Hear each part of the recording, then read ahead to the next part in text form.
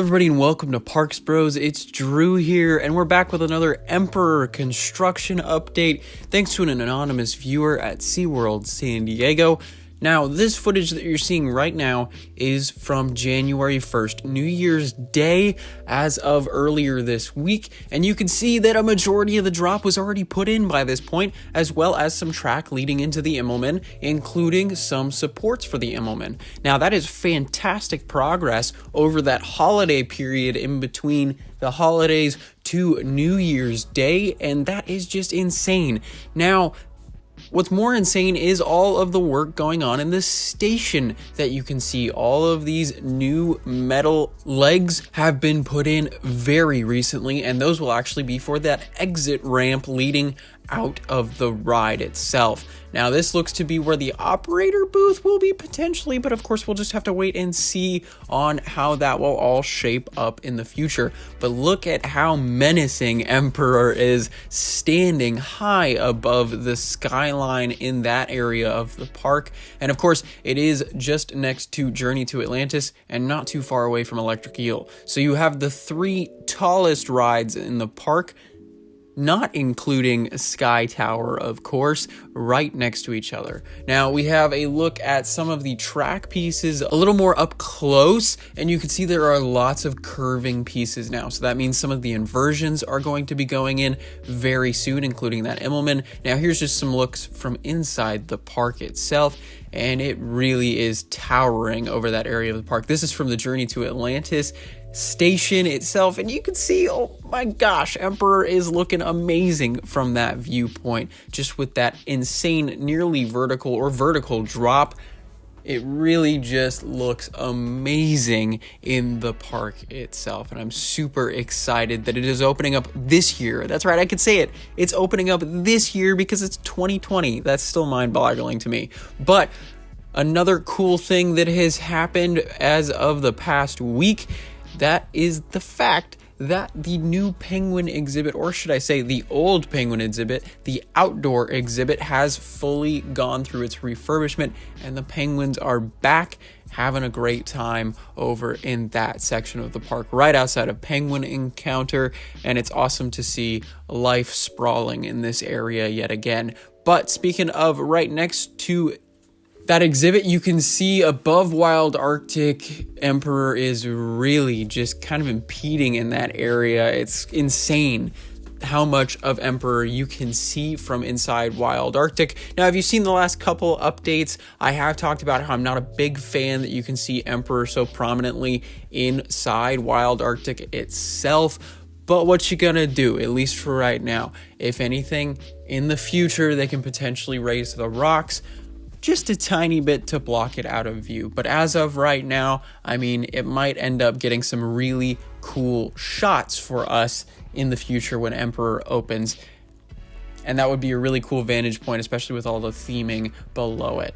But going outside of the park yet again, you can see just another couple sunset views of the ride construction itself before we jump into our newest set of videos, again given to us from the same anonymous viewer, and I gotta say a huge thanks to them. And this is actually from January 3rd, so just another 2 days later. And I must say, before we get into it, there has been a heck of a lot of work. So looking at the January 1st stuff, you can see that track portion up top is not completed, and there are very small supports for that Immelman, the first inversion on the ride, as well as unpainted parts of the station. Well, most of that has been changed as of the 3rd. You can see a giant Immelman support going in on the left-hand side, and the biggest thing I would say is the connection of the track up top to that drop, which is fantastic news. This is the main piece that makes this ride a dive coaster, because it will hold you above that vertical drop just for a couple seconds and dangle you to get an insane view from 153 feet up. Now, the other thing, of course, I talked about is the painting in the station, and you can see that they have all been painted that awesome support color that is just so pretty to me. I really love that support color. It's kind of a weird turquoise aqua, kind of in the mix there, but it is absolutely looking fabulous. I must say, with the track going all the way from the turnaround of the station to the lift and up to the turnaround up top to the drop and even heading into the Immelman, it looks absolutely fantastic. And the fact that it's only January 3rd and they're this far along with track progress is astounding. I am really, really happy with the progress going on with this coaster right now. And of course, stepping back inside the park itself, you can see that with the drop completed, it is really starting to take shape as a coaster in the skyline. And it will be one of the coolest looking coasters at the park, I would say. Of course, Manta and Electric Eel, as well as Journey to Atlantis, look fantastic. But Emperor is just going to be very, very prominent in the skyline, especially with how much lateral space it will take up from all sides. And man, that Immelman support is just kind of standing there almost as if it's weightless, which is just kind of a bizarre thing to get my head around, because if you did not know, these pieces of metal are thousands of pounds each. So it's no small feat to bring any of these pieces up to 153 feet in the air, especially like those track pieces up top. Those are weighing more than a car, and it's just incredible to see that all of that has been done so incredibly quickly. But this view from Journey to Atlantis' station is fantastic, of just a shot of the first drop as well as the chain lift itself, and it is really looking fantastic. And I must say, it really is taking shape as a B&M dive coaster. Now, I've seen Valravn in person, and looking at this footage with the drop complete, it looks straight up like a dive coaster from B&M, and that is a great sign to say the ride is getting there. Now, of course, we don't know an opening date for Emperor as of yet. We just know this year, so of course we'll just have to wait and see to see how far along construction gets. By around summertime, my guess for opening right now would be a late May or early June date, but of course that's probably a way too early prediction.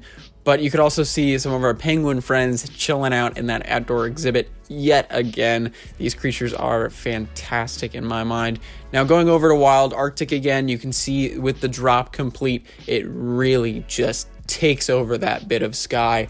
But speaking of Wild Arctic real quick, if you did not know, Wild Arctic, the simulation ride, will be giving its last expeditions next Friday, January 10th.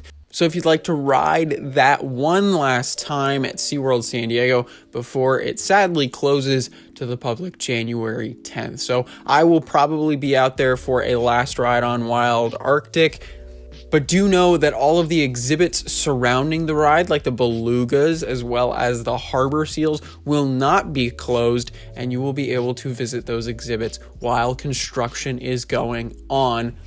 With the demolition of the simulators and potentially the putting in of a coaster. But of course, we gotta focus on Emperor for right now. We gotta make sure that's all done first, obviously. But do keep in mind that Wild Arctic is closing January 10th. So make sure to go get some of your last rides on that awesome simulator ride while you can. And hopefully I will be able to make it out for that day and be able to meet some of you guys at the park. But of course, we'll just have to wait and see, and I will definitely let you guys know if I can make it or not.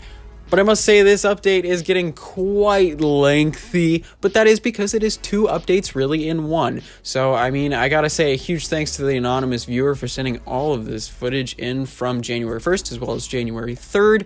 And hopefully I will be at the park in about a week's time. But man, it's going to be a busy couple days for us here at Parks Bros, because on January 5th, of course, Voyage to the Iron Reef is closing at Knott's Berry Farm, and we will definitely have to go get one more ride on that. And then, of course, West Coast Racers opens on the 9th, so we definitely got to go check that out. And then on the 10th, Wild Arctic closes, which leads to, on the 17th, Rise of the Resistance opening at Disneyland. So we've got quite a stacked couple of weeks coming up, and I hope you guys would love to join us. So make sure to subscribe so you don't miss out on any of those videos. And I gotta say a huge thanks for watching. But until next time, we'll see you on the next ride.